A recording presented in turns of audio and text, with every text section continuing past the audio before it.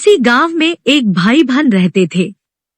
भाई की शादी हो गई थी लेकिन उसकी बहन की शादी नहीं हुई थी। बहन का नाम पोपा बाई था। पोपा बाई हमेशा व्रत और नियम करती थी।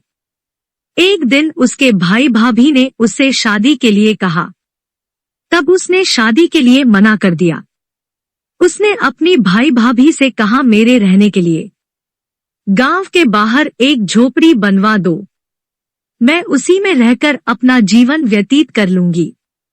गांव के सभी लोगों से कहा, हे गांव वालों, आप लोग अपने अपने गाय बछड़े को मेरे झोपड़े के पास घास चरने के लिए छोड़ दिया करो। मैं सभी के गाय बछड़ों की देखभाल किया करूंगी। जो भी बचा खुचा खाना हो वह भेज देना, मैं वही खा कर रह लूंगी।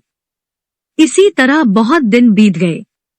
एक दिन उस देश का राजा शिकार खेलने जंगल को जा रहा था कि उसकी नजर गांव के बाहर बने पोपा बाई के झोपड़े पर पड़ी। राजा झोपड़े के पास जाकर आवाज लगाने लगा, यहाँ कौन रहता है? जब कोई भी उत्तर नहीं मिला तो झोपड़े के दरवाजे को खटखटाने लगा। खटखटाने की आवाज सुनकर पोपा बाई ने अंदर से ही पूछा, बाहर कौन है?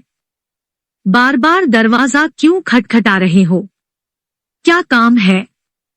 तब राजा ने उत्तर दिया, मैं इस देश का राजा हूँ, मैं तुम्हारे साथ विवाह करना चाहता हूँ। पोपा बाई ने कहा, अपने महल को लौट जाओ, मैं पराये आदमी का मुंह नहीं देखती। लेकिन राजा ने उसकी बात पर ध्यान नहीं दिया और बलपूर्वक जबरदस्ती उठाकर पोपा बाई को ले गया। अपने घोड़े पर बैठाकर महल की ओर चल पड़ा।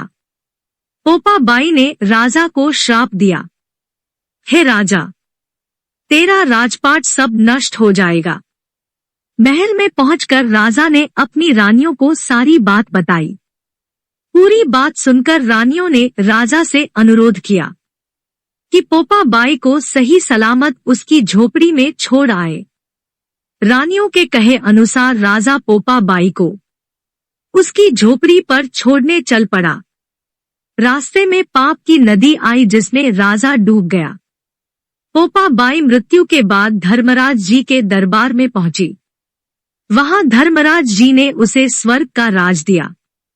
किसी गांव के एक सेठानी की मृत्यु हुई। वे दोनों मृत्यु लोक से स्वर्ग लोक को आए, लेकिन स्वर्ग का दरवाजा बंद पड़ा था। उन दोनों ने धर्मराज जी से स्वर्ग का द्वार खोलने के लिए विनती की। तब धर्मराज ने कहा, इस पर पोपा बाई का राज है। सेठानी ने कहा, हम पोपा बाई को नहीं जानते। तब धर्मराज ने कहा कि मैं तुम दोनों को 7 दिन के लिए मृत्युलोक में भेजता हूँ। वहां जाकर 8 खोपरा, गोला नारियल, मैं राई भरकर 5 कपड़ा ऊपर रखकर कहानी सुनना और उद्यापन करना और इस प्रकार कहना, राज है पोपा बाई का, लेखा लेगी राई राई का। बोलो पोपा बाई की जय। यदि आप ऐसे ही कहानियों को पसंद करते हैं तो कृपया आप मेरे YouTube चैनल कहानियां विद सीमा को सब्सक्राइब, लाइक एंड अपने दोस्तों के साथ शेयर करें। धन्यवाद।